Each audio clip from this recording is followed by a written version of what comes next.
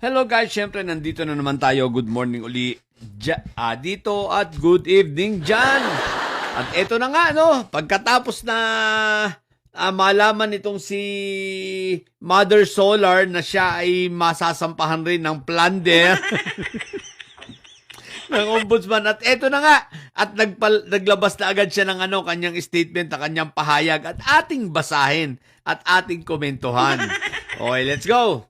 Ang sabi niya rito, mula nang makilala ka aking ano yun? Mula nang makilala ka aking mahal. Hindi. Mula nang magsimula akong maglingkod sa bayan noong 1998, hindi ako kailanman lumihis. Hindi ako kailanman lumihis sa landas ng integridad. Isang katangi ang lubos kong pinanghahawakan. Ang aligasyong ito ay isang hindi makatarungang pagdungis sa aking pangalan at dangal.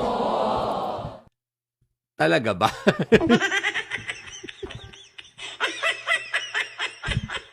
Oh, mga ka-BBM ko, naniniwala ba kayo? Kahit kailan daw, hindi daw siya lumihis. Katunayan, yung pagiging judge niya ngayon at yung pagkampi niya sa Duterte, hindi pala ito paglihis. Hindi pala ito paglihis sa integridad.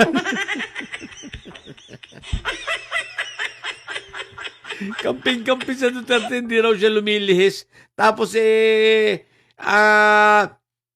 tawag dito, siyang chairman ng Finance Committee ng Senado, ginamitan niya ng impluensya para ma-award sa kanilang solar na yan. Hindi pa siya lumihis yan, ha? Kayo talaga, hindi nga naman siya lumihis. Huwag kayo na nga, nambibintang kayo.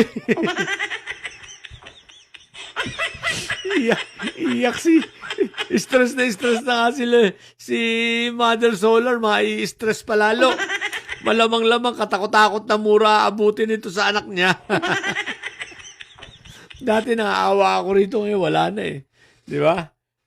Tuloy natin basa. Sabi rito, wala pa kaming natatanggap na anumang komunikasyon mula sa Office of the Ombudsman. Maghintay ka lang, madam. Siyado ka namang nagmamadali. Kakapress ko pa lang kanina eh. Hintay ka lang. Okay. Kaugnay ng mga aligasyong ito, ngunit buong katiyakan kong sinasabi, wow! Buong katiyakan kong sinasabi na ang mga ibinabalitang paratang ay lubos. Ang ibinabalitang paratang ay lubos na hindi totoo at walang anumang batayan. Walang anumang batayan. Talaga ba? Walang pondo ng bayan na nasangkot. Handa kaming ilahad ang katotohanan. Wala namang pondo talaga yon. Pero ang sangkot, ang nangyari doon, syempre wala nga kayong pondong inilabas doon kasi franchise yun eh. Diba? Pero pinagkakitaan ninyo yung franchise. Minonopolya nyo yung prangkisa at pinagbawalan nyo nga ang ibang mga distributor na magnegosyo sa solar. Kailangan magpapaalam sa inyo. At hindi ninyo tinupad yung inyong pangako. Ang ginawa lang ninyo, pagkakuha ng franchise, pinamahal lang ito, pinataas ang value, and then ibinenta para pagkakitaan, di ba? Pero hindi itinupad ang inyong obligasyon. Maliwanag naman yun eh. Kaya yung pondo ng bayan na sinasabi mo dyan, wala pa yan. Pero ang mas malupit pa yung ginawa ninyo, pinagkakitaan nyo ang gobyerno. Diba? Ikaw naman ginagawa mo naman tanga yung mga tao eh. What the heck ka talaga eh. Mother Solar ka. Okay, tuloy natin. Nananawagan kami sa publiko. Kala ko sa politiko eh. Ulitin natin. Nananawagan kami sa publiko na maging mapanuri. Lalo na kung isasaalang-alang ang panahon at konteksto. Ang panahon at konteksto ng paglabas ng mga aligasyong ito. Alam ko na ang direksyon nito, sasabihin, pinopolitika na naman sila. Kayo mga politiko kayo, gagawa-gawa kayo ng katarantaduhan, tapos pag nabibisto na kayo, kakasuhan na kayo, sasabihin nyo, pinopolitika kayo. Buo ang aming paniniwala na kapag nailahad na ang buong katotohanan, mapapawalang sala kami at malilinis ang aming pangalan. Mabuti naman at tanggap niyang siya'y makukulong.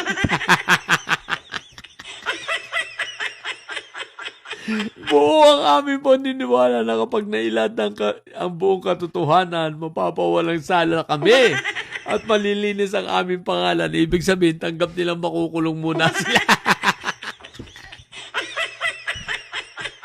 Okay yan. At least, palakasin mo ang loob mo, Mother Solar, ha? Kaya lang, syempre, magkahiwalay kayo ng kulungang mag-ina. Palakasin mo lang ang loob mo, Mother Solar. Okay yan. At alalahanin mo, ha? Natutuluyan kahit senador, ha? Dalawa na yung nasa loob. Si Marco Tae, tsaka si Jingay. So, ibig sabihin, talagang tinutuluyan ng gobyernong ito pag nagkasala. Walang sino-sino. Pero dito sa uli ako bumilib sa sa pahayag ni Loren, ni Mother Solar, at least tanggap niya. Tanggap na niya na siya ay makukulong. At sabi niya, naniniwala siyang siya ay mapapawalang sala. Ibig sabihin, makukulong siya, magtutuloy-tuloy ang trial. Alam mo, Mother Solar, tsaka Solar Gay, sa totoo lang, yung makita namin kayong pinupusasan at dadalhin sa loob ng kulungan, sobrang saya ng taong bayan, Para kaming para bang buong araw namin nun. Yung bang sobrang tuwa namin, sobrang saya, sobrang ligaya. Isipin mo, ang mag-inang siraulo na pinagkakitaan ng taong bayan makukulong. 'Di ba? Yung ipinaparada na kayo papunta sa sa kulungan, sa Payatas, ay tuwan-tuwa kami noon. Talagang nakupuro magdiriwang ang taong bayan. Kaya huwag ka nang mag-isip na dito sa uli mo nananawagan kami sa publiko. Huwag ka nang manawagan dahil ang gusto ng publiko, makulong kayo, bobo. Akala mo naman makikisimpatya sa inyo ang tao? Ay, Diyos ko, puro ayun, hingi kayo ng tulong sa sa kulto. Baka sakali, natulungan kayo. Ang problema nyo, wala nga silang nagawa kay Marco Beta, kayo pa. Para sa inyo pa, ay Diyos ko po, Rudy. Nanawagan na, dito kay kay Pukis. Na nagdadrama din. Na lahat na lang kayo nagdrama. Di ba, may open letter din si Pukis ng pagdadrama niya. Sinusurveillance naman daw sila. Ang lalakas ng iyak nyo mga inayupa kayo. Huwag ka mag-alala, Solar Gay. Makakasama mo rin naman dyan si Jing Paras. Tsaka magkikita kayo ni Mike Diferensya at ni Marco Tayo. At least sama-sama kayo sa loob. Di ba? Tapos marami ka pang boylets dyan. Sige na. Kaya yun lang tandaan mo, Senator Solar, Mother Solar. Ang taong bayan ay natutuwa na makulong kayo. Yun lang. So, mabubuntidilis may sayad na nyo. Ang tata nyo ay preso, ang pipi nyo ay bobo. Manatili kayo mga bobo at may sayad. Sapagkat ang may sayad ay laging high blood. Bye!